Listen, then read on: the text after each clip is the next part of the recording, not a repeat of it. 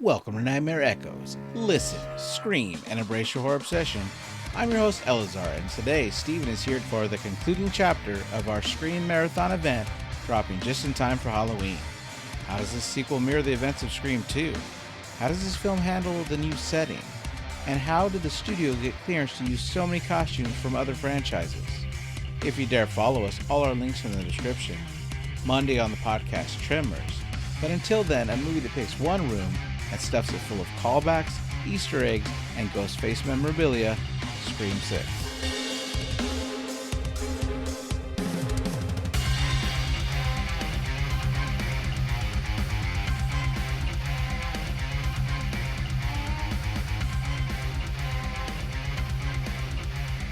Hey, Steven, are you thirsty? I would like some water, yes. No, you're not drinking water. You're drinking cherry Coca-Cola. Ooh, fancy. Got it for this movie specifically? Do you remember why? I don't, but I don't want to get stabbed, so I'm going to go ahead and accept your offer of cherry Coke. It's because Sam gets a cherry Coke thrown on her. That's right. Although it's By diet. the people who think By she crazy is... lady. Yeah, they think she's the murderer. Exactly. Oh, from Yeah. the last events. Right. From part She's 5. like- Which is kind of funny. So I bought cherry Coke I for this remember that specific- now. Yeah. She got... All right, so we've been covering all the Scream movies, Thank and you. we're hit our final episode. You joined me for Scream 2 and are back for Scream 6. Yeah. I promise not to throw this on you, Yeah, please even don't. though I know you're a murderer. That's just rude. That's just rude. I mean, I murdered a good hot dog the other day, but that's not what we're talking about here. All right, so again, it's directed by Matt Bentinelli, Oliphant, and Tyler Gillette of Radio Silence, who we know from Ready or Not, VHS. They also did something called Southbound, which I still haven't. It's another anthology I haven't made time to watch yet, and Devil's Peak. Oh, yeah. It's written by James Vanderbilt and Guy Busick. James Vanderbilt has worked on Zodiac, Murder Mystery, and White House Down, where Guy Busick has also worked on Ready or Not, Castle Rock, the Stephen King TV show, Prom Night, the 2023 reboot, Black Christmas, the 2009 reboot, and also worked on the VHS segment with the directors. So before we begin, I was Sure. wondering why you chose Scream 6 for us to talk about. I was going to say, I watched all of them up to this point, Right. and I really liked Scream 4 a lot. I thought there were a lot of references to movies we had talked about. Okay. So I was wondering why Scream 6 for our I talk mean, today. I kind of was just willing to go in order, like all co-hosts, getting them to watch it. I know besides, I think you're the only one I could convince to watch all 6 of them. Okay, that Mar- explains. Margot, I invited her over, and she and I watched 2, 3, and 4 together because it had been a long time since she's seen the older ones. Okay, And then she had to watch 5 because we covered it. yeah. So she hasn't watched 6. So, as I mentioned previously, Scream was one of the first movies I watched with you in the theater. Right. With your family a long, long time ago. Yeah, Back in the 90s. Yeah. When we were kids. And I was going to say, going through these, I do like the new characters. I do like Sam and Tara in Yeah. 5 and 6. I really like talking about Jenna Ortega. Yeah. Totally. I'm a huge fan of hers after the Wednesday series, and I think she's a great actress. There's some moments in this movie where she's just amazing. Yeah, I was just wondering if there was a reasoning behind you choosing Scream 6 to talk about today. No, well, last year we did the Cloverfield. There was 3 hosts last year, right? Because Joseph hadn't joined us yet, and we did all the Cloverfield movies. So this year, with 4 hosts, I was looking for something that we could cover through the month of October. Mm-hmm. There would be multiple films that everybody would be willing to do. And we're all going to talk about Scream 7 later, or what? Well, that doesn't come out till next It's February. coming. It's coming, though. Yeah, I mean, we could theorize, but not right now. That's not what we're doing. All right, so it had a budget of about $35 million and grossed $169.1 million. So that's pretty good. It had a critics' Rotten Tomato score of 75 and an audience cinema score of a B+, which is really good for horror movies. It was the best movie at the 2023 MTV Movie Awards. All right, so want to just jump into the movie? Yeah, I was surprised this one took place in NYC and not Woodsboro. So, interestingly Part enough, 2. I didn't know if you knew, but I've been to NYC a few times. Yeah. So- Jess and I used to live in Rhode Island, and it was one quick ride on the T, and then hopped into a bus. She went there, And yeah, we would hang out in the weekends. Manhattan. Yeah, I mean, we could get a Wow. hotel room for one night and spend 2 days there, and just come back before the work week starts again. So like Woodsboro is pretty sparse with people. In Right. NYC, there's so many people around. Yeah. That was one thing that surprised me about this because Scream movies, usually the ghost face masked person sneaks around, hides sort of in the shadows. In NYC, I don't see that as sort of a possibility Yeah, with yeah. all of the people. Right. I But think one they thing do. one thing the directors went for was to have the terror of I'm scared, I'm in public, I should be safe. Oh wait, Ghostface doesn't care. He's killing everybody that's around me. It doesn't matter. You're alone in a crowd of people. So I think that movie did this well. Yeah. But what I want to clarify, when I say in the second one, they were not in Woodsboro, right? They went away to Oh, college. that's right. You're right. And they're in It's this college one, they've town. gone away to college, Yeah. right? And so I think that's pretty cool. Yeah. All Good right. point. All right, so the movie opens up, and we get a phone ringing. This time it's in a restaurant, and the hostess picks it up. And then we meet Laura Crane, who is waiting at the bar for her date. She's played by the extremely beautiful Samara Weaving, who I love from Ready or Not, Mayhem, and Snake Eyes. The last name Crane is a reference to Psycho, although they also use that name in the Insidious franchise. I was going to say the Scream franchise references like practically every major horror movie ever made. It has some type of reference to something. Like even Sam and Tara being the Carpenter sisters. Yeah. Like I'm thinking of John Carpenter here. It's amazing. So she gets how a they phone did call this. from her date. We find out that she's a professor who teaches 20th century film studies, and her class is on slashers. Her date asks her favorite scary movie, and she laughs and says, "Not that one," which is great. Like, digging Wait, on is their she own movie. referencing Stab or Scream? Yes, she's in her universe. She would be Okay. referencing Stab, but it's a dig on Scream fans, right? Like, it's like, Right. not that one. Her date asks her why slashers, and she says it really lets you examine the culture of the moment by looking at the tropes of the time: the mass killer, the final girl, different rules, don't split up, don't have sex. And you can see when she says "don't have sex" that she's like caused herself physical pain because she realizes she hasn't even met her date yet, and she's already talking about sex. He adds, "Don't answer the phone," and she agrees. The date slowly leads her out of the restaurant saying he can't find it. He says he's on a certain street. Have you ever had that experience? When I was dating one time, I remember being extremely late for a date with someone because I couldn't find the restaurant. Yeah. And I was like 15 minutes late. And anyway, long story short, it didn't turn out well Yeah. for me. But I mean, how common is this type of occurrence It's where, got to be, right? yeah, somebody doesn't show up right away? So she goes outside and he's telling her he thinks he's on the wrong street, so she helps him to get there. He says he's in an alleyway and she goes over to meet him, but she doesn't see him. Then he says that someone's following him and he's really worried about it. And then he says that he has a knife before he goes into the fact that the craziest part is that she teaches about horror movies for a living and she still walked into a dark alleyway. Ironically, he's about to kill a film professor who studies and teaches about slasher movies. Right. So he jumps out, stabs her 11 times, ruining that beautiful yellow dress. What about the person? Yeah. He says it was every time he stabs her, he'll say this a little bit. Every time he stabs her, she's less and less of a person. But what I remember being in the theaters, I took my kids to go see it because they watched them all with me. And I said, hey, if you're ever watching every movie in a franchise with me, I will take you to the theater to see the movie with me. And so Joshua and Jackson went to go see it with me. I remember this moment really well because you have the killer there stabbing Samara Weaving's character, Laura, 11 times. And then he does the big slash that should lead us to the title credits. But instead of going to that, the movie continues on Ghostface and we see him take off his mask. That is, I noticed that. And unlike any of the other Scream movies, we see the killer immediately at the beginning when he takes off his mask.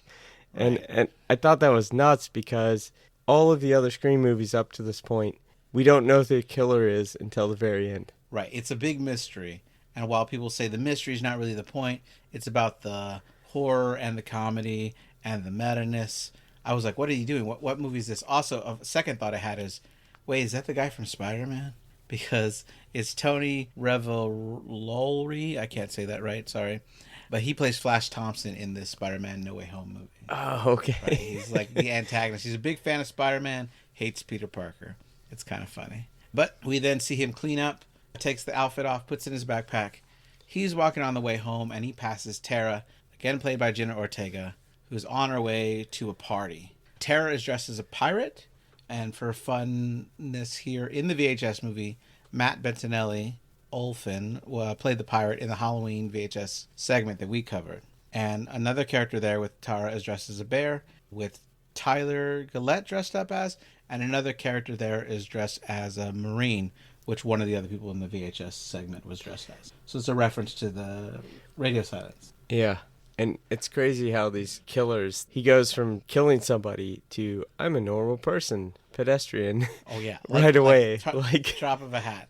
So Jason is asking Tara if her sister's going to be at the party, and Tara says that Sam wouldn't be caught dead at a party. And he's like, come on, try to get her to go out. And she's like, that's your problem, not mine. But it's played off as, like, Jason has a crush on Sam, and Tara thinks that's cute, right?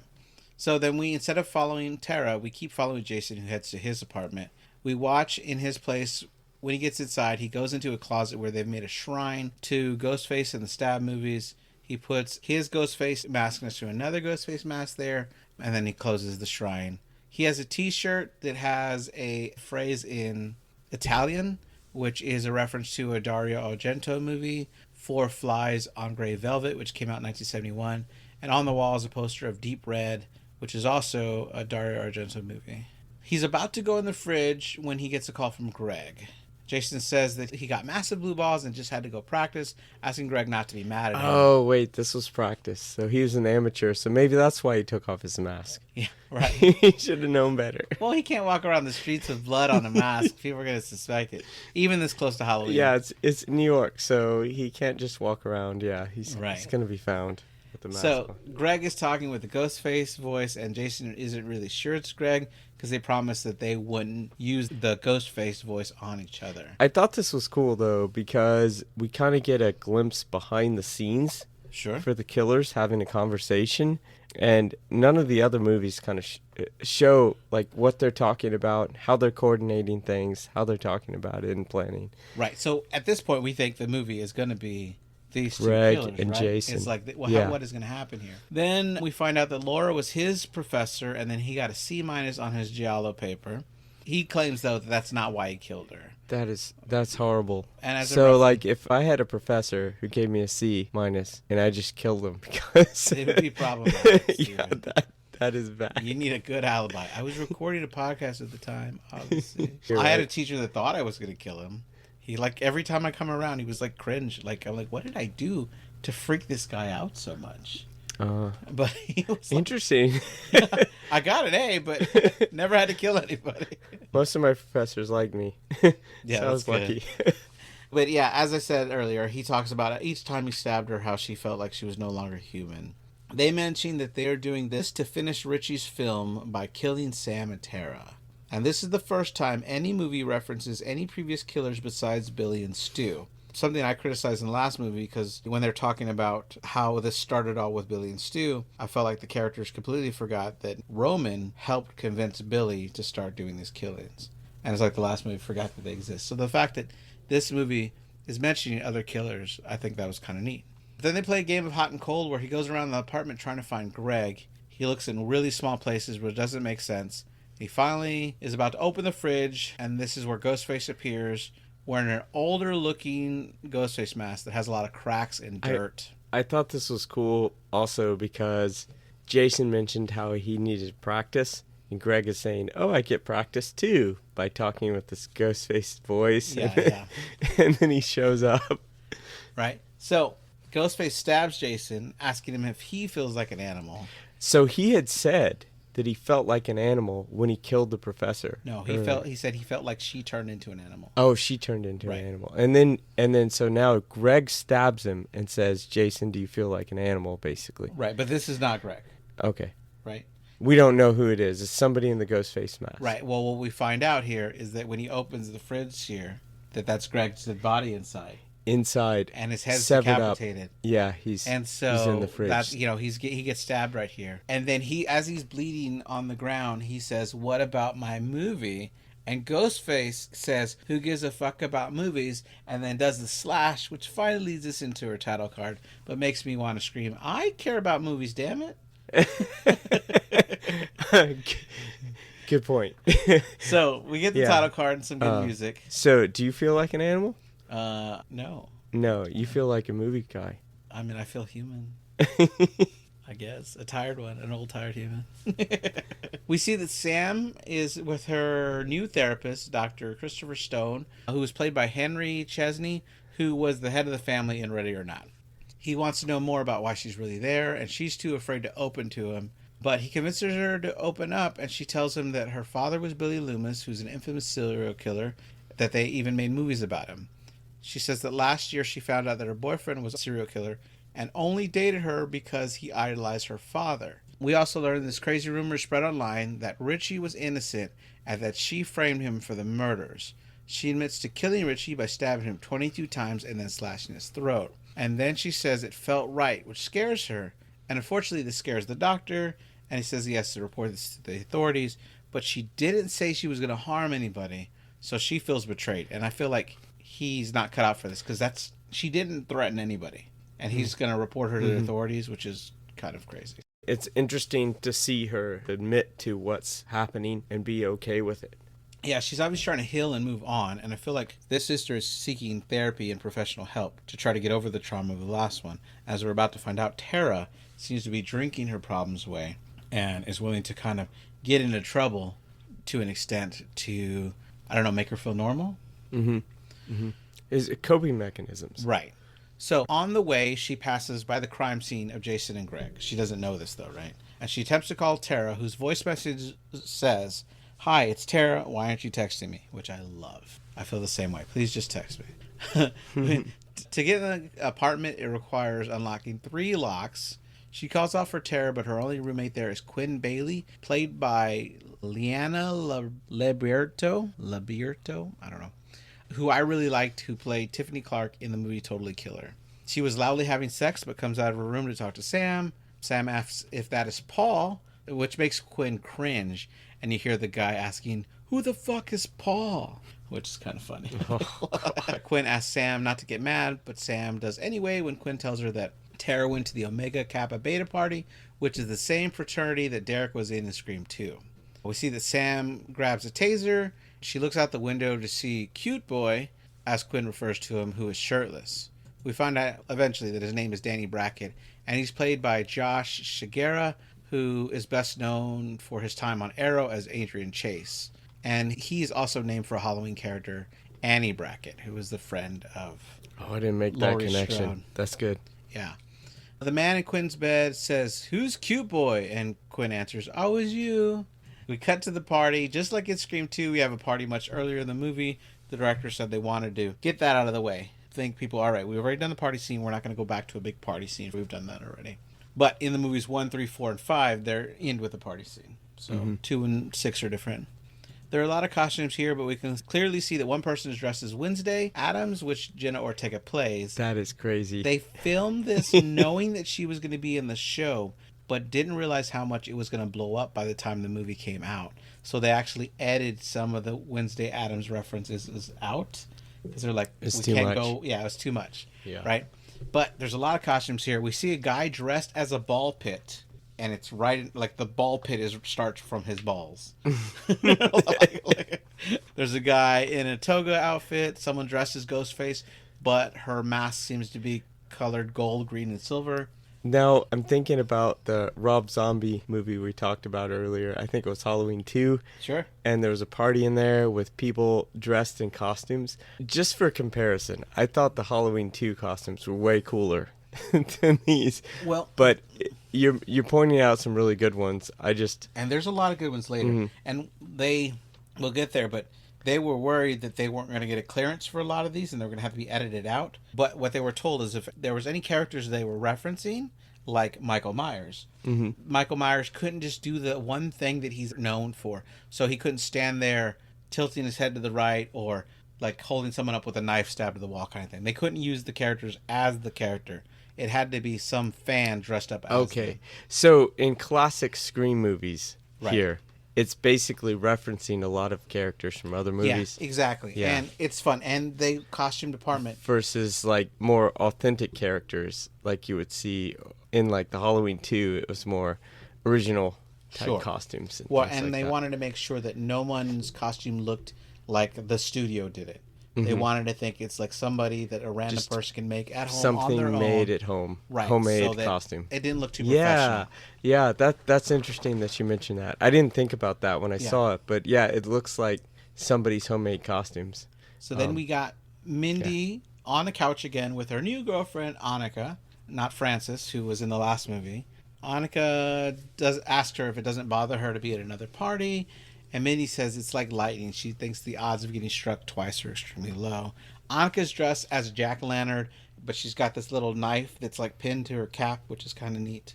We see Tara stumbling around. She looks a little drunk, which gets the attention of Frankie. He asks if she is an Omega Beta Zeta, which is the sorority Cece was in Scream 2, played by Sarah Michelle Gellar. So, when they don't have enough alcohol, he says there's more in the kitchen, but when there's not enough in the kitchen, he says that they should go up to his room where he's got a bottle of alcohol up there. She, knowing what he wants, says fuck it and is ready to go with him. Annika jumps up right away and says, hey, they should go home, but she says they should leave without her. We cut to Chad, who is trying to motivate his roommate, Ethan Laundrie, to ask someone to dance. Ethan is played by Jack Champion, who was in the Avatar Way of Water. In that thing, he was muscular, so they like dressed him away so that he looked more nerdy and not muscular in this movie, which is funny. But Annika comes over to get Chad, saying Tara's in trouble. He goes up to the stairs and says Tara should stay down here, but she says she wants to go up. But then Frankie pulls her backwards, causing her to fall on the stairs, meaning he doesn't really care about her. So Chad throws Frankie against the wall, and they start to shove each other. This is epic. Sam shows up. I do think that Chad has a thing for Tara here. Yeah. Like, it's pretty obvious. Which is funny, because in the last movie, they were in 2 scenes together, but might not have ever actually said a line to each other the entire movie. It's just funny. But they're part of the friend group, right? Not much interaction in Scream 5, right. But here in Scream 6. Yeah. Yeah. So Sam shows up, looks at Frankie and says, sorry to interrupt, I'm just going to tase you in the balls real quick. She tased him in the balls. She tased him in the balls, sending him to the floor. This upsets Tara, who runs out. Her older sister is being way too overprotective. I agree with her at this point. The characters points this out. Right. Yeah. It's the opposite of the first movie with them, right? In Scream 5, Tara's upset that Sam abandoned her. Right. Now in Scream 6, Tara's upset that Sam won't leave her alone. She's like, yeah. The tables have turned. All right, but what I was going to say is that, so as Tara leaves out, some random guy at the party says, hey, look, it's Psycho Girl. And he's played by Jesse Camacho, who I know is Doug from Lock and Key. On the way home, Sam and Tara have an argument in front of their friends. Annika and Ethan have switched hats. It was not in the script. The directors did not ask them to do that, but they just walked out and they're like, hey, this will be fun. They switch hats, which kind of sells the friend group a little more. Like, these guys are close enough. Ethan's enough in the friend group that would be a funny gag. Hey, on the way home, let's just switch part of our outfit. Sam tells Tara she wants her to see the counselor as well, but Tara doesn't want to live in the past.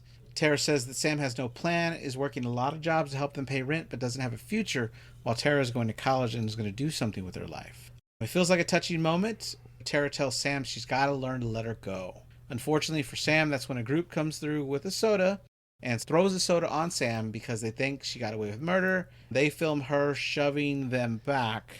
Thanks for the cherry Coke, by the way. That's I was wondering, is this diet? No, it's not. It's not diet. It's not. I was thinking in the movie, she thinks she got doused with the diet cherry Coke. And I think if I had the preference, I would want diet because it's less sticky. Is it really? Yeah. That's funny. Well, I wasn't going to buy a bunch of No, I like cherry this. soda, Thank you. All right. The other group have to hold that crazy girl back, and then they walk away, right? But I'm thinking here, Steven, if you thought someone was a murderer, would you be running up and trying to piss them off? Because I think that's stupid. Yeah. Good point. Right? Back at home, Quinn apologizes to Tara for telling Sam where she went. Quinn tells Tara that she can relate to Sam being so clingy, saying that after her brother passed away, that her father wouldn't leave her alone and even transferred to this city to become a detective when she went to college. Chad comes in and Quinn leaves. Tara thanks Chad for saving her from herself, and he tells her that she can do a lot better than date rape Frankie, adding that he thinks she's really special. They go in for a kiss, but unfortunately Quinn chooses this moment to come back in for her phone, and Quinn calls herself out for being a cock blocker. They were going to start making out. Yeah. And the roommate comes back in. I was going to say they were listening to Brian Fallon's You Have Stolen My Heart, and there was a line in there that you were only a ghost who has stolen my heart. I thought it was a great song for this scene. Yeah. But I was disappointed when the roommate came back in. I thought they had a moment there, Tara and Chad did, and she destroyed it. Right. So Sam is sitting downstairs in the hallway when cute boy Danny shows up, and we find out that she's been dating him in secret. She asks if it bothers him, and he says he kind of has a kink for a woman that's ashamed to be seen with him. He notices that she's doused in cherry Coke. Yeah, he goes, too. "Hey, are you wearing cherry Coke?" And she corrects him, saying it's actually Diet Cherry Coke. Chad calls Sam back to the apartment, and Danny follows. There, everyone sees a news report that Jason and Greg have been murdered. Minnie recognizes Jason from that guy in her film studies class who's obsessed with Argento. I mean, how would you not be obsessed with Argento? I love Argento. Sam tells Tara to pack a bag because they're going to leave the city, and Danny's confused because he's dating this girl. Why are they all of a sudden leaving? And Chad tells him that it's his time to go, calling him you suspicious guy. Tara and Sam argue. Tara thinks this could be a chance. It isn't even about them. But Chad and Mindy back Sam up, saying it's a little too close to home. Tara asks Quinn to call her father before Sam just decides for her to abandon her education. But when Quinn calls, Sam's phone rings first. She sees that it's Gail, and Sam rejects the phone call. Quinn comes over the phone because her dad, Detective Bailey, wants to talk to Sam. He tells her, unfortunately, she isn't overreacting, and we see that at the crime scene, Sam's photo ID is there on the floor, covered with Jason's blood. So he tells her he needs her to come downtown to the station. So Tara runs out after her. Sam tries to tell her to stay in the apartment, but she's like, no, I'm not letting you go anywhere alone with a killer. We have to stick together. That's when Sam gets a phone call. She looks at her phone and sees the picture of Richie because she never deleted his contact information. So wait, Richie's dead. Yep. And but his phone Richie's didn't die. phone, Yeah. his old phone number is calling her, and she didn't delete it. And that's just weird to me. Yeah. I think if anyone had died, the number would be gone by now. But yeah, I mean, maybe. I guess it's up to the family. Yeah, maybe. I mean, but the number goes back into circulation, right? So maybe they found the person who had it. But then, It took the phone. It is Scream, and they have like a magical quality about phones. Like they just figure numbers out and call multiple numbers at the like within seconds of each other to get a hold of people they're trying to kill. So yes, maybe that's what they did. They figured out his number and they got it. But I just found that was odd. Right. Well, it's a big clue to who the killers are, right? Yeah. Okay. We can't get into that just yet. All right. So on the phone is, of course, Ghostface. But before he could start threatening her, she says that he should think really long and hard about this because the last two people that tried this ended up dead. Ghostface tells her that Jason and Greg were planning on gutting her, and he killed them before they had a chance. She asks if he is protecting them now, and he says he saved them so he can torture her and prove to the world that she is a killer. She says that he shouldn't believe everything he reads on the internet. He says both of them better watch their backs.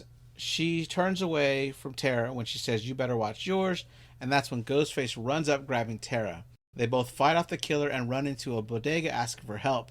At first, they seem hysterical, and when the customer's like, hey, there's a fucking line here, but Ghostface... It's New York City, and there's so many people all over the place all the time. Right. It reminds me of, like, Elf, the movie Elf, where he's like, Santa? No, it's not Santa. Everybody knows that horror movie, Elf. So many people. But when Ghostface comes in, the same customer jumps to their defense, which is great. It shows, like, hey, New York people actually don't support injustice and will try to defend two helpless women when they realize that, yes, they're in danger. Unfortunately, Ghostface just gives him multiple rapid knife thrusts into the body really quickly. Another customer runs up and is stabbed in the neck before the clerk pulls out a sawed-off J.C. Higgins Model 20 shotgun. He yells, hey, instead of just shooting, and Ghostface is able to jump out of the way. So I wouldn't call this a shopping spree so much as a stabbing spree because he's in the store. He might as well grab some free, mixed nuts while you're there. Those things are expensive. Limited edition Reese's. All right. The sisters then try to flee through the back door, but it's locked. The clerk tries to give them the keys, but then he notices Ghostface is coming up behind him. He turns around, but is stabbed, and Ghostface takes the shotgun from him. He then shoots the clerk, making this the first time in Scream history that Ghostface was wearing a mask when he fired a gun. They always before have taken the mask off before they fired the gun. Then we see the sisters are hiding in the aisle. They are really quiet as he's looking for them, and they do the same trick where they throw something to the other end of the store to distract him. Then eventually, as he finds them, they shove a whole shelf on top of him. They run outside. We can hear sirens coming. All of a sudden, there's a lot of cop cars. But when the cops go in, Ghostface has disappeared, leaving behind the mask. At this point, it looked to me like the Carpenter girls were trying to be framed. Yeah? Yeah, by Ghostface. Oh, yeah. Yeah, it's pretty obvious. They're trying to be framed. I found it interesting because it's sort of lining up with these conspiracy theories online, right, that Sam is a killer and dangerous. But obviously, like, she wasn't the one killing the people in the store. We just saw it as a viewer. So at the police station, Sam and Tara are being interviewed by Detective Bailey, who is played by Darmot Mulroney, who I know from Young Guns, but he was much younger then. He reveals that the mask left behind at the murders Jason and Greg had the DNA of Richie. Tara points out that the mask the killer was wearing was more beat up and was an older one. He asks for their alibis, which they both have, but the funniest part is that she tells him she tased a guy in the nuts, and she goes, unrelated to this case. His look at his face is like, really? Like, Sam questions how he was assigned to the case, and he says he's willing to remove himself, but Sam says it isn't necessary. He then points out that the man that attacked her had stolen her license and planted it near the body, then it would be someone that's pretty close to her. He asked her about her friends, and they said that they've only known Quinn, Ethan, and Annika for 6 months, and asked if they know anyone that would want to target them, and Tara answers, not anyone who is still alive.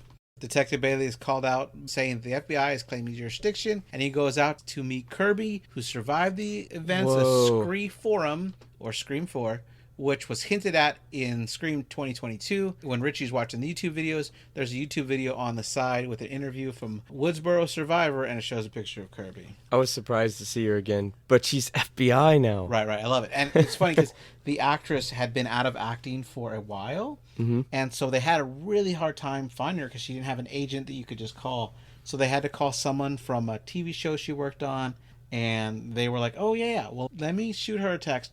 and I'll have her call you. And so that's how it went round and about. And she hadn't acted in like 4 years, so she was a little nervous about acting again, but I think she's great, and I love Kirby. Yeah. So she now works for the FBI. She doesn't actually want jurisdiction, but she does want to help. Another cop hands Detective Bailey the newest mask left at the bodega and says that it has the DNA that matched Jill and Charlie, which I'm like, who could run DNA that fast? That's insane. Anyway, movie magic. Sam is still set in leaving town, but she is informed by Detective Bailey that she is a person of interest in a double homicide. Therefore, she is not allowed to leave town. Outside the station, it's now daytime, and the media is there en masse. This is when we get the return of Gail Weathers, which we knew she worked in New York from the last movie. Sam tries to punch her, but Gail dodges. Then Tara throws her punch, which Gail didn't predict.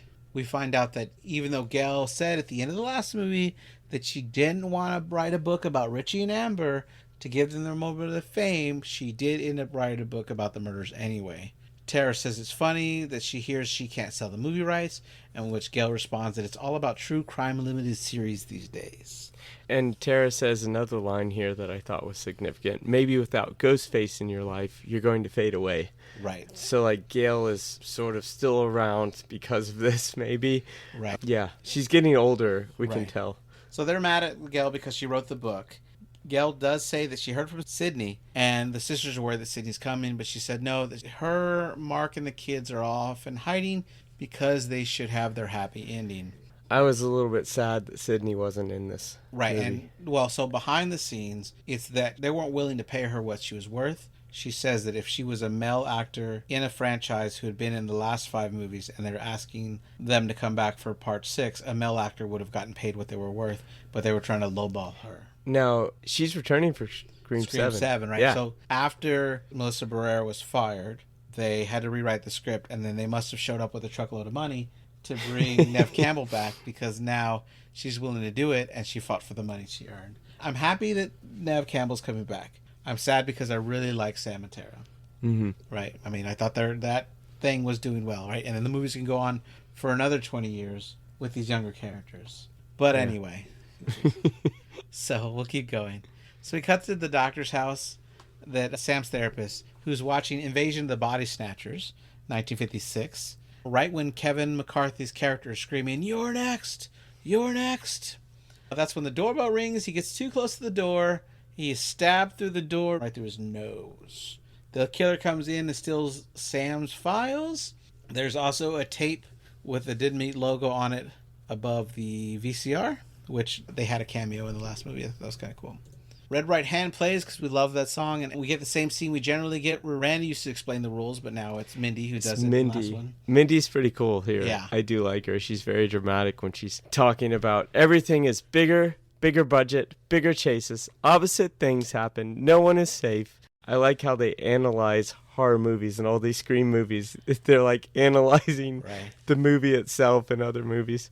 She also says that this time it's a franchise, not a sequel to a requel. She also says that if the last time the killers were letterbox nerds, you can expect the opposite. And I felt a little called out there because I feel like a letterbox nerd.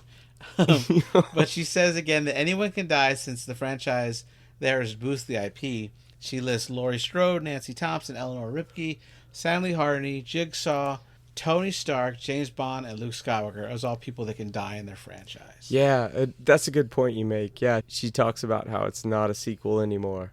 It's a franchise for sure. Although I it's will multiple say movies. that they kept saying this about Sydney in every freaking sequel, that she could die and she could die. They never killed her. She's never dead. I love Sydney though as a character. I think she's a badass. She like kicks it still a lot hurts of butt. to this day that Randy's dead. Not to skip ahead too much, but I thought Chad kicked butt in this movie a lot. Yeah, I thought it was pretty good. Sure. Ethan asks if he could die and if he's even part of the friend group before asking if he's going to die a virgin. Mindy goes up the suspect list, pointing that Ethan could have rigged the roommate lottery because he's Chad's roommate. She calls Quinn the slutty roommate, a horror classic, which I agree is definitely like a trope. But Quinn says sex positive. She says that Quinn answering an anonymous ad to the roommates is suspicious and having a dad as a cop is the perfect cover. She moves on to Annika, her girlfriend, and says never trust the love interest. Ethan jumps in and Quinn backs him up to point out that the returning characters could have snapped from the events that happened in the past because if they're suspects, then everyone here is suspects.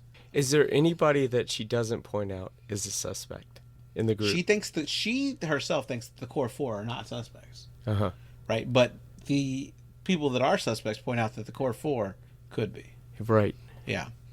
At the police so station. It's like everybody's a suspect is my point. Like there's that's not Randy's anybody classic line. Yeah. At the police station, Detective Bailey has a new mask left at the crime scene, which has the DNA of Roman Bridger. It's like, good job, you didn't forget about Roman Bridger. Kirby points out that it doesn't make sense for Sam to have killed her own alibi. We get a wall of all the killers so far in this franchise, and as a note, Mrs. Loomis' full name is revealed here as Nancy Loomis, which is a reference to Nancy Thompson, which is a Wes Craven character. Okay. I was thinking of Loomis too. Dr. Loomis from... Right. Well, that's because Billy was named Loomis from Dr. Loomis. She is Billy's mother, so obviously it's the same reference. It's Loomis, yeah. Right. But name. Nancy is the reference to Wes Craven's character, Nancy Thompson. But what's interesting about this murder wall of all the past killers is that they had to contact and get permission from every actor to play Ghostface to use their picture on there. And some of them were like, oh, can you please use this picture? And they're like, well, that is what you look like now. And you died 20 years ago in this franchise. So, no, I have to look. If you can give me one of something that was closer. So I think... Give me one from the 90s. Right. So they got... Timothy Oliphant gave them one from his time in the movie Go. Which is relatively the same age. So that works. That's kind of funny, though. So when Kirby gets a call, she leaves.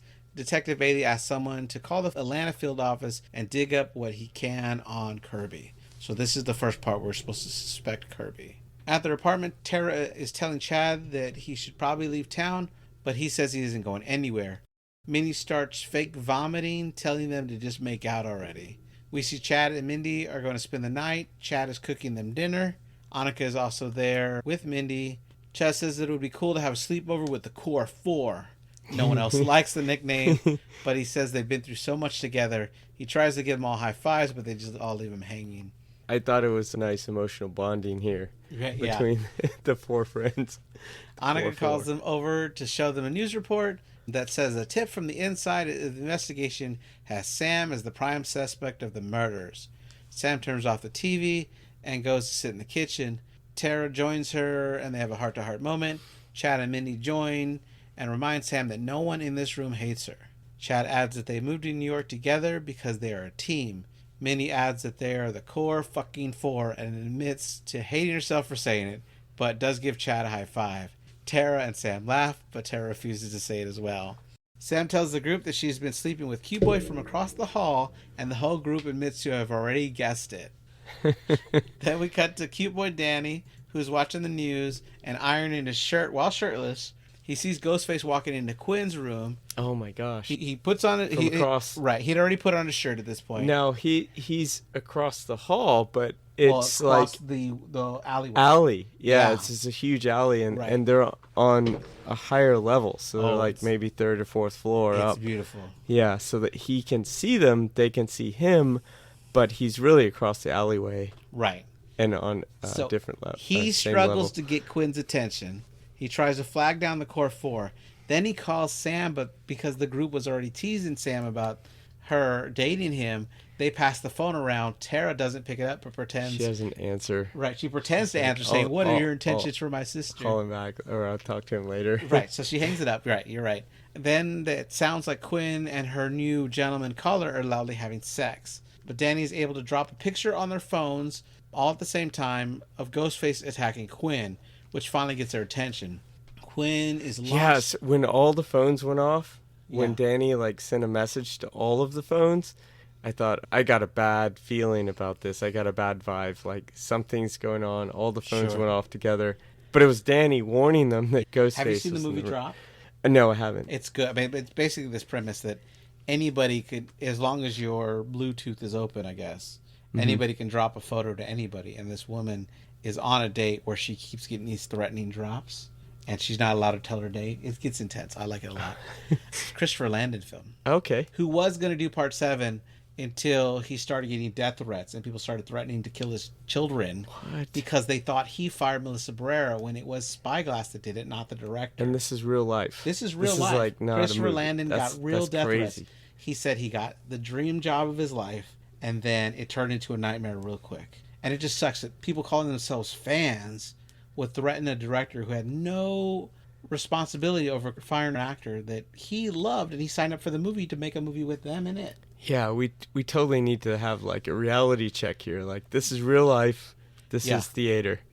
Right. It's I insane. do like the theater, but we need to make sure that everyone who's real is safe. Yeah, it's insane. Okay, so back to the movie, though. Uh-huh. Quinn is launched out of the room, all bloody and apparently already dead. Mindy gets sliced, and Annika jumps to her defense. Sam finds that all the knives in the kitchen are missing, and Annika is stabbed in the gut.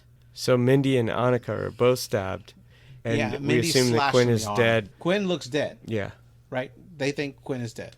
Sam uses the knife block, because all their knives are gone. She grabs the wooden block and uses the knife block to hit Ghostface over the head. Tara and Chad run out of the apartment, only to run back when they realize everybody didn't make it.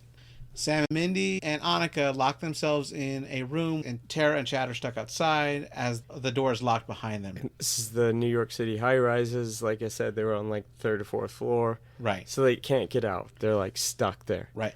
But Mindy goes to close the other door, and she sees a dead guy in the bathroom. Ghostface appears, and they're able to barricade their side of the bathroom door. Danny offers his only way to help by sending a ladder across the window. That's crazy. And I know this is a bad idea, but it's the only way they have to leave. This was in the script, and then out of the script, and then in the script. They weren't sure they were going to be able to do it for a long time. I like this scene. And just going back to what my parents taught me when I'm a kid, keep a ladder if you're on the 2nd floor or multiple floors up if you can get out. Right, completely. In case of a fire or whatever. So, he has this.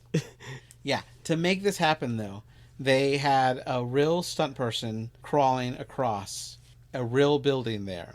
And then they had somebody, brick by brick, recreate the floor and the building, but only 2 stories of it, in a studio. But she went by, and every single crack in every single brick was done exactly, so you could never tell what was real and what was fake. And so the real actors, when the real actors fell off, they fell into a big, giant, cushy bed that was only like 4 feet below them. But they can simulate the real falling, where the stunt person did the real fall with wires. And the only CGI was to remove the wires that were holding them, which is really good. Yeah. So this is the most intense scene of the movie, maybe tied with the bodega scene. Sam crawls across first. Then Minnie tries to get Annika to go, but Annika convinces her to go first, telling her that she'll be right behind her. And they're bleeding really badly. Yeah. Both of them at this point. Yeah. Minnie gives her a kiss and starts to cross. Annika gets on, but at the same time, Ghostface breaks through the door of the room. Ghostface starts to shake the ladder, and they're telling her to move. She struggles to hold on. She falls a few stories, mashing her head open against a dumpster and dying when she hits the ground. Yeah. I was thinking of, I know you're in the medical industry too, but I've had stop the bleed courses. And, Sure. and they should have totally tried to stop the bleed before these girls went out on the ladder to But cross. he was right there ready to kill him. Okay, so You've got to get just to take your safety shirt first, right? and shove it in the hole then. Back to first aid 101. Yeah. First aid 101. First thing you do is take off your shirt. But then, like, back to practicality, to your point, 101, the killer's behind you. Yeah, Get the I mean, heck that's out a of there. problem, right? I feel like that's a big problem.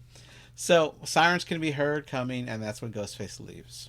So we cut to the following morning, where emergency vehicles are there. Sam is smoking when Danny comes up. She tells him that someone took their knives so they couldn't fight back, and he tells her not to trust anybody, not even him. Ethan shows up, and Chad instantly slams him against a vehicle. It's clear that the whole group doesn't trust him, but he tells them that he had study hall and there's 100 people there as witnesses. Sam sees Detective Bailey come out crying. He talks to both sisters, telling him that he's been taken off the case, but he isn't going to stop.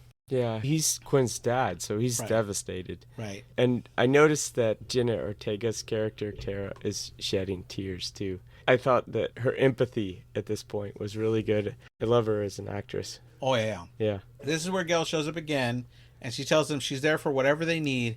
They don't trust her until she says off the record. Tara says she's sorry for punching her, but Gail says, no, you're not. And Tara agrees she's not. And then Gail tells them she knows where the masks are coming from. That's when Kirby shows up, and after Gail picks on her a little bit for being too young, she also invites Kirby to go show them what she has found. So we cut to Gail telling them, as they're walking up on it, that she found the hideout that belonged to Jason and Greg, who were Atlanta rich boys, and let them in on their secret collection museum. Inside, you must get past a cage. When Gail turns on the lights, you can see that it's a movie theater. Gail calls it a shrine, and we see so many things. On the stage are 9 robes with the remaining nameplates for the killers who wore them on the bottom. Now, there's a million display cases, and I'm not going to be able to mention everything, but here's a few things I saw. Point out anything I missed if you remember something. But you got the robe that Stu wore at the party, the party robe. You got the knife that killed Stacy Becker. You got fan art of Sydney in college with a Windsor College shirt under it. You have a burnt phone with a lighter. I think that was the fax machine, maybe. I'm not sure. Steve's letter jacket, recreating him being tied to a chair. Stabathon swag from the 4th movie. The rope used to hang the principal. Randy's video employee shirt for Bradley Video. The knife that stabbed Kirby. All of Gail Weathers' books. Dewey's badge next to a diagram of his murdered body. The TV that landed on Stu's head. And the happy birthday for the director in the Stab 3. And let's not forget the stage full of robes and Right, masks. that's the first thing I said. Yeah, the scream mask. That was my favorite. But I have one question here. Sure. Isn't this all evidence? That's what Yes, Tara asked. right. Right. Gail points out that cops like money too. She says present company excluded, looking at Kirby and Detective Bailey. Sam goes on the stage with all the robes and looks at the one worn by Billy. And that's when her hallucination of Billy comes back, who fucking loves this place. And I love that he keeps coming back. The actor. That's so good. He tells her she's got to be excited to get her murder on again, together. Sam places her hand on the glass, and Tara comes over to ask what she's doing, and she says she doesn't know. But she's looking at her dad's mask, right? Yeah. Right. So like this is a very emotional moment, I guess I wanted to point out. Like the way that her face is and the sort of like there's a background sort of thing where she's fantasizing her dad's there talking to her. Yeah, and Billy I think Loomis is there. I think if we think about it, her therapist stopped seeing her. He might have refused to refill her medication. So she could be hallucinating. She could be hallucinating again, right? Yeah. Because we saw her taking that medication in the first movie and she needed it, right? All right. So the group figures that the people that killed Jason and Greg took over because they think Sam is really behind the murders committed by Richie and Amber, which causes Tara to run off. We get Mindy sitting down by Kirby right in front of the TV that killed Stu Macher, which Mindy replies, "If you believe he's dead," which I love that fan theory. But he is coming back in part 7. We're not sure how. What, Stu? No one said Stu is coming back, but Matthew Lillard will be back. What? So is the actor that played So Roman confused. Bridger. So many people that already did in this franchise have come back. Hey, we need to go watch this in the theater together when it comes out. Okay. Yeah, Well, yeah, my for kids sure. will be there too. All right. All right. Yeah, but you're not wrong. So they bond over horror movies, both agreeing that the original Nightmare on Elm Street is the best, although I would still say I like part 3 better, even though part 1's a better film. They disagree on the best Friday the 13th, Mindy saying part 2, and Kirby saying the final chapter, but she confesses that she had a crush on Corey Feldman. They both agree that Psycho 2 is underrated. Kirby asks which Candyman, the original or the requel, and they both say at the same time both. And I did like that requel. It's pretty darn good. Sam goes to check on Tara, who is at the concessions, and she wants to know if she gets to be normal again. On the wall are posters for Stab 1 through 3. Sam says that it's all her fault, and Tara runs off again. This time, Kirby gets to follow her. Gail and Sam talk. We find out that Sam and Tara's mother stopped talking to Sam once she found out that Sam told Tara about Billy, which in turn caused Tara to stop talking to her own mom. Gail tells her that she gets to make her own family, even if that family is one person. Sam knowingly looks at Gail, asking what happens if that one person goes, or if you lose that one person, and Gail looks sad, saying you just keep on going until you find another loner. We get Kirby and Tara sitting there on the balcony. Tara said that she technically died for 4 minutes in Scream 4. So for anybody that thinks she died, they technically she did. Kirby tells her that she recovered, got mad, and made sure the monsters would be afraid of her. That's why she joined the FBI. That's when Detective Bailey comes in saying that he has a plan, and Kirby tells Gail no press is allowed. So they set a trap. In the next scene, there's a trap where Sam and Tara are the bait outside a park.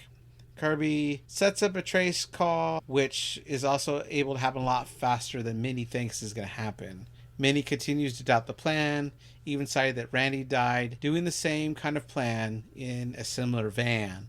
They do get the call, but Ghostface knows the plan. Kirby says that the call is coming from the Upper West Side. This is where Gail lives, and so Sam and Tara steal Detective Bailey's cop car, using the sirens along the way. Yeah, so Bailey's opposed to this. Right. He's like, he doesn't want them in there. But I loved how Tara just kind of took control of the situation. Just like, whatever. And they drove off in his steal the cop car. Cop car. Right. Yeah. So, interestingly, in the script was an alternative scene where Mindy and Chad were going to go around like Dewey and Gail in Scream 2, tackling people, trying to see if there was them on the phone making the phone call. At the same time, Tara and Sam were going to get separated, and Tara was going to run into Frankie again when this time Tara tases Frankie in the nuts. And Chad runs up saying, "Oh, dude, you're nuts, man." Like something like that. But it got cut at the script. Oh, I would have hated They said that. they didn't have the budget to film it all, so it got cut. But it works for streaming anyway. But Yeah. it's funny to know that that was in the script. So we see Gail, who lives on West 96, working from home, and her boyfriend, who I think is credited with a name, but I didn't get it. I don't hear them say it in the movie. The phone rings and he answers it. He says it's for Gail. She asks who it is. He says the guy on the phone is claiming that he is the killer. It's interesting you mentioned the boyfriend here is sort of, I don't want to say collateral damage, but he's not Dewey. That's for sure. Yeah, I mean, and, also... he doesn't seem like as significant to Gail in her Right. life. He's sort of in the background there, answering the phone, and yeah. And it's really bad normally in movies. If you don't get a last name in a horror movie, you're generally not going to make it too far. I didn't hear them ever say his first. Yeah. Right? So, It's like, some movies it's just like the boyfriend. right. So we can just say Gail's whatever guy in her apartment. Gail, Her Gail's flat. token hot guy. Yeah. All right, so this marks the first time that Gale has ever spoken to Ghostface on the phone, which Ghostface seems to know, and could be theorized that maybe because she wrote about it all in her books, Ghostface might know this. But I also feel that Ghostface, one of the characters in Ghostface, they seem to magically know more about the whole franchise than they should. But that's what I love about Ghostface. Yeah, right? Super fans. When he's talking to her on the phone here, he said something that's significant to me because we're on the 6th movie here. Yeah. And he says the legacy characters are disposable now. Nobody cares about last century's heroes.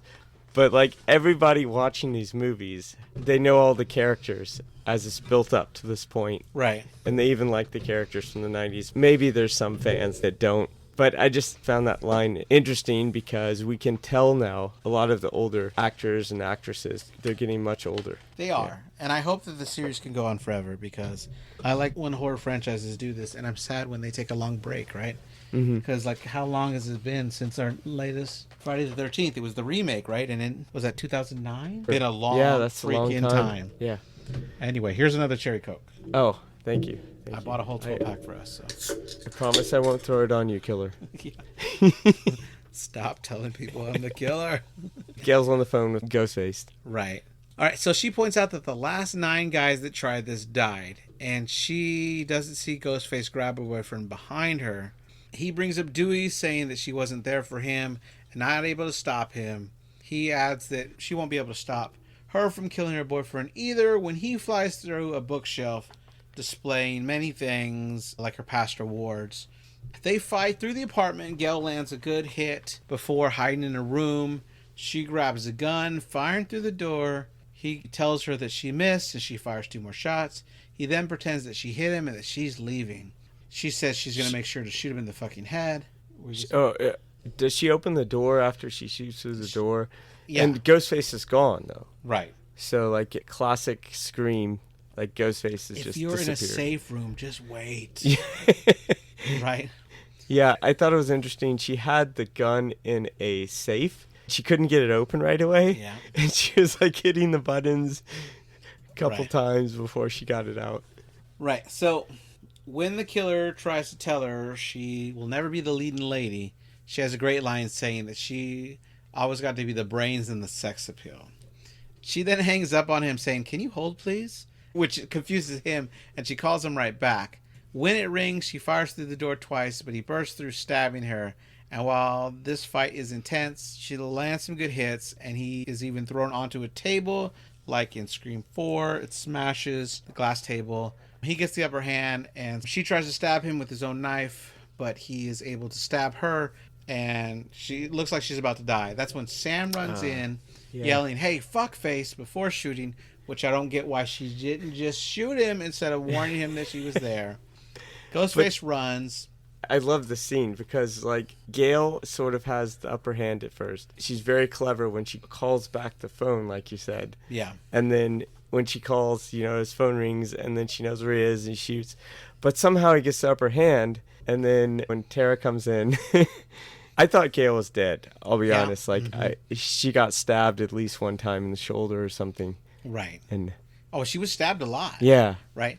So Ghostface runs, EMS shows up, and they're able to take Gale away, saying that she still has a weak pulse. After all this, the group is sitting in the lobby of Gale's The apartment. group or the Core 4? The Core 4 and Ethan. Core 4 and Ethan, right? Yeah. I like that name. Right. Danny shows up, and Tara doesn't trust him. The group is scared, and Sam says that she's ready to give herself to Ghostface to keep the others safe. Tara tells her that they all feel that they wouldn't be alive if it wasn't for her protecting them, and so they're going to be the ones to protect her this time.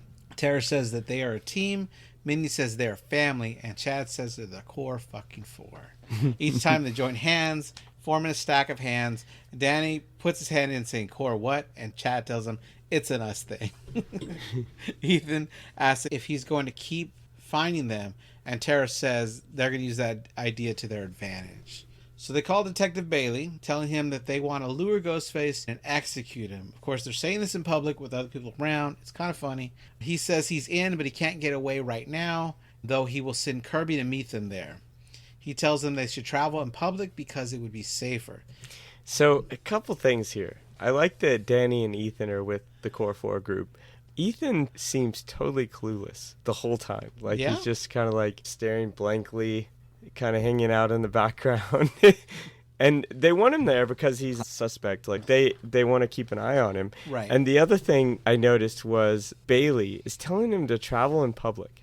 Yeah, So they can't get hurt. There's a few things I have problems with this. Okay. It seems sus to me because the killer has killed in public before. This is Okay, true, but in other movies. isn't it safer, though?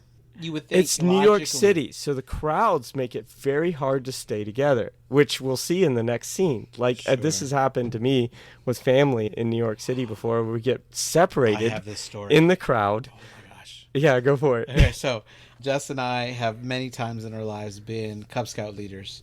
And so we were wearing, I want to say, bright yellow shirts with Cumberland Boy Scouts on it. And we were leading a group of 8 kids into Boston who had never left Rhode Island. So we took them to Massachusetts, took them to Boston. We took them on the train. It was a great experience. I had a lot of fun. They have a lot of good memories. I love being able to do this, right?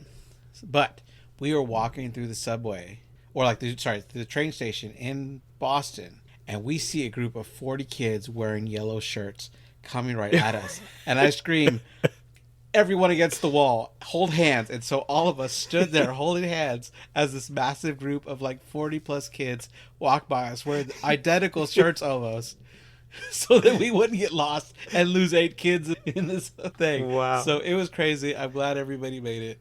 Anyway, but it's funny though. Okay. Yeah, but like that's the point, you know, Yes. like they could get separated You in have a the good crowds. point. You have a good point. And the third point is it's around Halloween. Yeah. So there are a lot of people wearing ghost face masks We'll get all there. over We'll the get place. It's like, wow, you can tell where the killer is I or know. not. Okay. And the fourth is like the cops, specifically Detective Bailey, knows exactly where they're going to be. So like that's sort of a good thing and a bad thing. Like he could keep an eye on him, but at the same time, like it just doesn't seem like a good idea to stay in public in New York City around Halloween. It would have been safer to call An cabs. Right? Uber or a cab or something, right? Okay. So, Anyway. Right. So this leads us to the subway, which they were really worried that they wouldn't be able to get cleared. And now, as I said earlier, they said that they could use the characters as long as those characters didn't appear to be doing the thing that made them appear to actually be those characters. So if there were just fan people dressing up like them, they're there. And there's a lot of people here, and I'm not going to get them all, but I'm going to get as many as I can. Right? So on the subway, on Halloween night, we see Michael Myers, Grace from Ready or Not with the shotgun shells all around her, which I think is great. We see Statue of Liberty. We see Mojo Jojo, who the guy that voices Ghostface also voices Mojo Jojo. So that's a fun reference. But yes, Mindy does get split up from the group. Mindy and Ethan's with her. And Ethan's with her. They don't get on the train with the rest of the group. Right. And she delivers the dumbest sounding line to me, which is, "Get your Ghostface ass away from me, Ghostface." This is sort of her attitude, though. I know. She's very independent. She doesn't trust Ethan, so she's telling him to get away. On the train are Sam, Tara, Chad, and Danny. With them is also the Babadook, which was Tara's favorite horror movie, as mentioned in the last movie. We got Pinhead. We got at least one Ghostface, but there's going to be a few more in there. We got a Wolfman. We definitely have Freddy Krueger. This is Halloween. They're in public. Right. Like, what? Minnie and Ethan get on the next train, and they have at least 4 Ghostfaces with them. Back on the train with Sam, some people clear off. We get more people dressed as the Tethered from Jordan Peele's Us. I definitely see a floating red balloon, but I don't see Pennywise. On Minnie's train, we got people dressed like the Handmaid's Tale and a set of women looking like the twins from The Shining. Although, again, in the books, the characters were 6 and 8, so they were definitely not twins. But in the movie, they were twins. Mm-hmm. There's Ghostface sitting close to where she is, looking down next to Samara from The Ring. Yeah, I loved the scene here. Yeah. Just the art behind it. Yeah. So, like, each time they're going on the subway and it gets dark, Ghostface Killer is moving closer and closer to Mindy. Sam and group have a scare as Ghostface walks right up to them. Danny puts himself in front of the group like he's ready to protect him with his flexing his muscles That's and right. everything. And Because then they're on Ghostface- 2 trains. So you're talking Right. about the train with Danny Yes. and Sam. Yeah, And I'm and- thinking of the train with Mindy Right. and Ethan. So that Ghostface is just getting off the train because they're right by the door. And Danny's looking all badass the Yeah, whole time. that was freaky. It Like, was freaky. He comes right up to them Right. And then walks off the Yeah. train. And then, just like you said, Ghostface keeps getting closer each time to Mindy. It's great. Like, the light in the dark gets dark and the Ghostface moves. And then it gets light again. You see the Ghostface closer to Mindy. It was great. And there's times that he can't see her. And then all of a sudden, his hand is on her mouth. So she can't scream when he stabs her in the gut. She slowly falls to the floor. She looks over to her left where two people are just sleeping there and don't notice that she's stabbed. Ghostface then exits the train at that stop. The one that stabbed her exits the train, and Ethan's there, runs over to check on her, and starts yelling at people to call 911. He pulls her off the train as well. We do see a group of friends standing there watching them. One is dressed like Danny from Midsommar. Ethan tells her she's going to be okay, but she seems more pissed off that she guessed Ghostface wrong than the fact that she was stabbed twice. And as some people in orange vests show up with walkie-talkies to help her, she says, "Fuck this franchise." Sam, Tara, Chad, and Danny make it back to the theater where Kirby is waiting for them outside. On the marquee is a retrospective on the actress from Stab 3. Jennifer Jolie, played by Parker Posey. So on the marquee in the theater is a Jennifer Jolie retrospective. Like, that's what the last thing the theater was showing, which is a funny joke. Sam turns to Danny and said that he's not coming with her. And he says he's there for her. But she tells him, "You're not Woodsboro. You go somewhere else. We have to do this ourselves." Not part of the core four. Right. And so when they walk in with Kirby, Kirby tells her good call. Yeah. I don't know. How did you feel about this? I like Danny a lot. Yeah. But I felt like Sam was been protecting him also, just from her reaction. I don't think that she meant anything when it's bad not about the love it. interest and they're around, they do die. And she's worried. Yeah. Like, he's going to die, like previous experiences in her life. Yeah. So they enter, and Kirby shows them that she set it up so that when the killer comes in, they'll be stuck in a cage and it'll be a kill box. So I kind of had a problem with this because the killer's been in the theater before. At least I assume at this point. Right. The killer knows the theater. The killer knows the cage. So I would think that the killer would know that they could get locked in this cage, and I just... Right. Maybe I'm overthinking it. Yeah, they have to know another way in, right? Yeah. Sam asks about weapons. Kirby tells her she's the only one with a gun. She's the only one with a badge. That sounds sus. That also sounds sus for Kirby. Sure. Like, Kirby could be up to no good here. I don't know. She wasn't the killer before. So. Yeah. Sam goes onto the stage, try to call Mindy, but goes straight to voicemail. That's when Billy starts to speak to her again, telling her that they're not safe there. She tells him not now, but he tells her she's smart at this. She needs to grab a weapon and clear the place herself. Yeah, so when Billy talks to her, she grabs his old knife, and in her hallucination, he tells her, like, a great choice or something like that. Which is why I really wish they were there in Scream 7, because I would really like to finish this trilogy with them knowing how that affects her in the next one. Yeah. Oh. All right. So that's when Detective Bailey calls Sam and tells her that Kirby was fired from the FBI because she was too obsessed with the Ghostface killings. Then the lights go down and a fan movie starts to play on the TV screen. Tara and Chad connect. Chad goes in for a long, passionate kiss, and they both agree that he should have done that a lot sooner. Unfortunately, Ghostface runs up and stabs Tara in the back. Sam shows up to help them get away and tells them that Kirby is the killer. In the open area, Ghostface jumps out at them, and Chad is able to hit him with Kinney's camera from the first movie, which was sitting right next to his jacket for a top story. Then they run to the concession area where all three take turns hitting Ghostface. They're all attacking the killer. And then I wrote, then Chad gets dead. Because it so looks like he's dead here. Chad, being the hero, says he will keep fighting so the sisters will run, which backfires when a second Ghostface shows up. The sisters watch as both Ghostfaces stab Chad so many times that they're cutting him back and forth. It's at least 10 Chad. or more times. I thought he was a great guy. He is also a strong fighter. Right. Yeah. It's He's sad great to see this. in Hard Eyes. Oh, okay. You should see that movie. That's funny. Then they simultaneously do the iconic wipe off the blade. Sam and Tara arm themselves with bricks, and they're cut off by a Ghostface on each side. Kirby comes out firing 3 shots, sending 2 Ghostfaces running, but unfortunately they do not trust her, even though they already saw that she fired at the 2 Ghostfaces that were just attacking them. Kirby's also bloody and claims that Ghostface knocked her out. That's when Detective Bailey enters, Kirby and him pointing at each other. Ghostface walks up behind him, and Kirby tries to warn him, but she is shot twice for her trouble. So it wasn't Kirby. They kind of suspected her. She was sus at the beginning. How could you of the scene? Kirby like yeah, this, Steve? Yeah, but it's yeah. Wow. All right. So the sisters are in shock as Ghostface stands next to Detective Bailey to reveal that they're working together. Then another Ghostface comes out to reveal that there are three killers in this team. There appears to be more. The first time in the franchise. One Ghostfacer removes his mask, who is Ethan, who totally feels obvious to me. He's wearing Nancy Loomis's mask from Scream 2. He calls Detective Bailey Dad, and Sam guesses that the other Ghostface must then be Mindy, which I'm like, what? Why would she think it's Mindy? Got stabbed. Right. But then that's when the mask is pulled off to reveal it's Quinn, and she's basically talking to the audience. She was totally dead. Or at least we assumed she looked dead, but yeah. No one took her pulse. Like in the third movie. Well, they were frantic. They took Roman Ridger's pulse, and he was definitely alive. But I mean, in their defense, Ghostface was in the apartment chasing people around, so Quinn's alive. So she basically is talking to the audience when she says, "You didn't see that coming, did you?" Yeah, right. So, that's insane. She says that fake dying helped her stab Gail and Mindy while wearing Stu Macher's mask. Detective Bailey says that they all had to do was show up to the scene first and switch the bodies with a fresh one, which seems impossible. Detective Bailey pulls out Billy's mask and tells Sam that they want her to put it on, and they do this so they can set her up for the murders.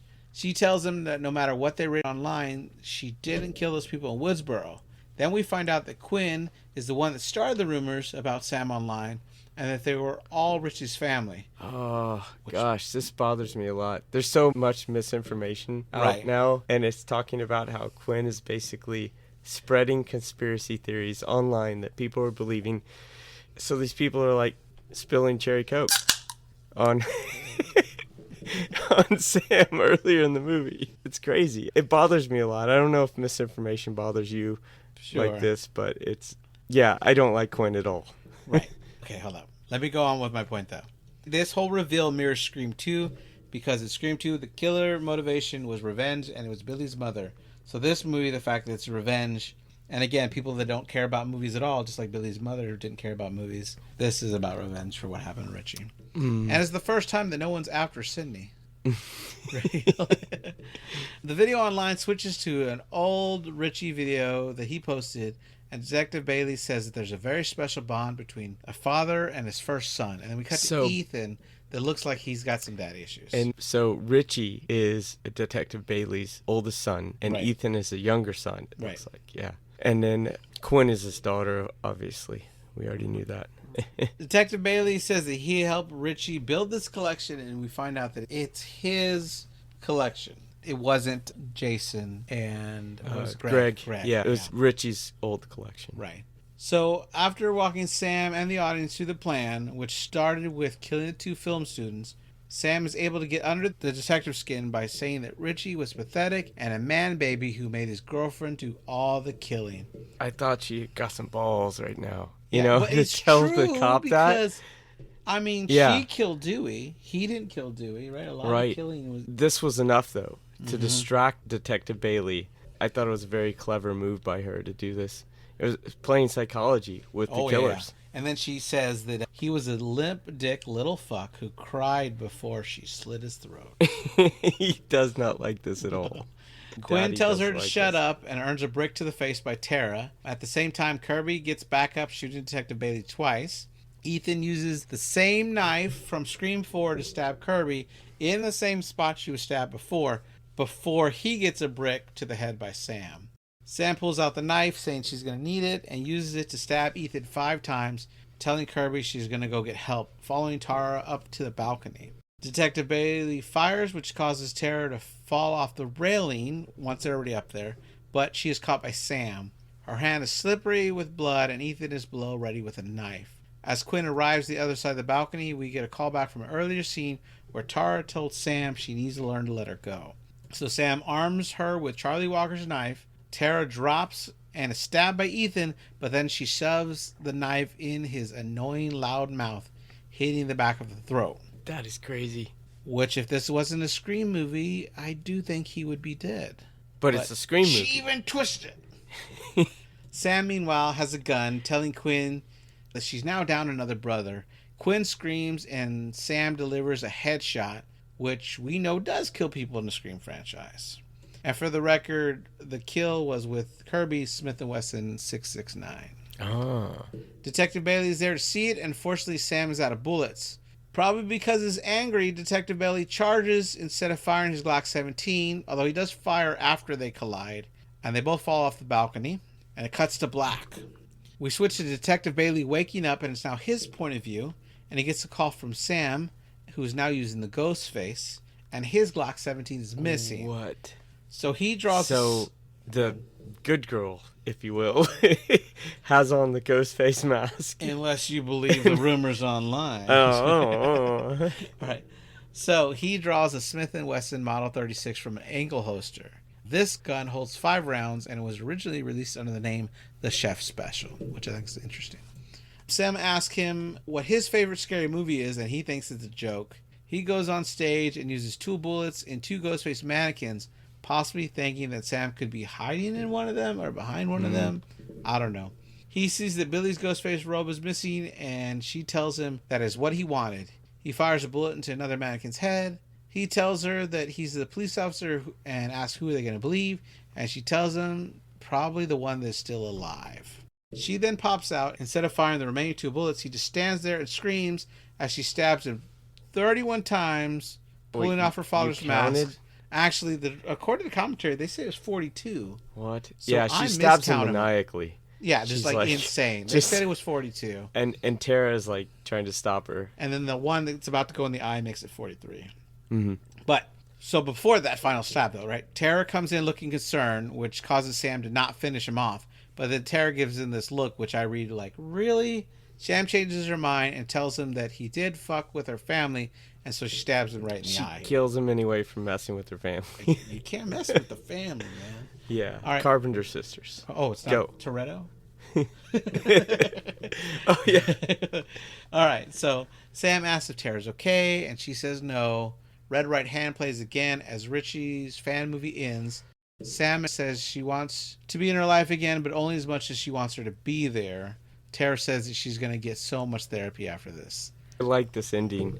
Okay. On the screen, I don't know if you saw this, but on the screen it said written and directed by Richie Kirsch. Right, I love it. Yeah, on the screen behind him. Because he made his own recreation of fan film of Stab. Yeah, right, which is great. And Tara says, "Thanks for letting me go," which was a really nice metaphor, because earlier in the scene, Sam had to let her go so that she could drop with the knife. Right. So it was a nice metaphor, though, because of how Sam was sort of just babying her this whole movie, and then finally lets her go. Right. Yeah. Then runs up, somehow still alive, as Ethan, although a TV that killed Stu flies at his head, and he's hit to the ground, and his body's seizing. We cut to Kirby smiling, saying she saw that on a scary movie once. That's when Danny arrives with the cops and is like leading the charge, like, let me in first, cops, I got this. I don't know, it's ridiculous. And delivers the news that Mindy and Gail are going to be okay.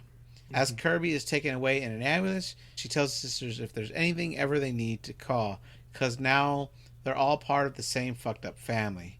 Tara takes a moment to start crying because of Chad, but that's when he's wheeled out. Tara asks, you know, what we all survived, asked, right? That's crazy. Like, how is this possible? Yeah. We're all asking the same thing, and he lifts up 4 fingers to say the core 4. And Mindy survived. She should have been limping or something. What the heck? She runs up. She says she's on a lot of drugs, and she gets into the ambulance with her brother. They tell her that the killers were Ethan, Detective Bailey, and Quinn, and she's mad, asking if she missed the monologue again.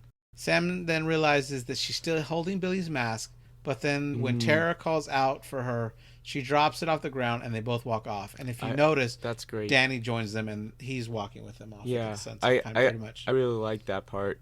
Sam's looking down at the mask and drops it when Tara asks if she's coming. And I was thinking during the scene, like, all we really need is somebody there. The love, the sisters stay together, right? And Danny's there, and it's a really good scene because Sam could have gone the way that her dad went, you know? Mm-hmm. She's already has these hallucinations, she stabbed the detective. She's stabbed in the previous movie, and she seems like the good girl, but she has these murderous, if you will, tendencies. Yeah, sure. I don't know how else to describe it. She says it felt right. Yeah. Right. But anyway, it was great. A great soundtrack at the end. Demi Lovato, Still Alive, plays. I thought the soundtrack of this movie was really good. In the credits, instead of getting the classic Ghostface where he's wiping off the knife, we get the shotgun that shoots in the credits. And this is because they were calling the directors saying, like, hey, is there anything we missed? Any shots you missed? Like, on the last day of filming, goes, hey, we got him wiping off the knife for the end credits, right? And they go, no, we'll get that. And then they filmed it doing the shotgun because they were at the bodega when they're filming on the last day. And it works really well.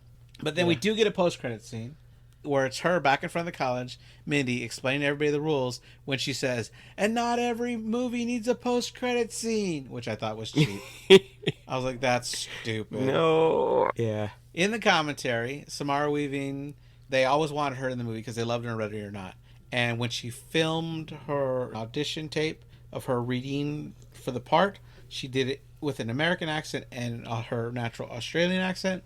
And they said that they only have really about 6 minutes to get the audience to care about her. So they need something that would make her stick out. And so her doing her Australian accent works, which is kind of neat. You know, it's the first time in an American film that she got to use her Australian accent.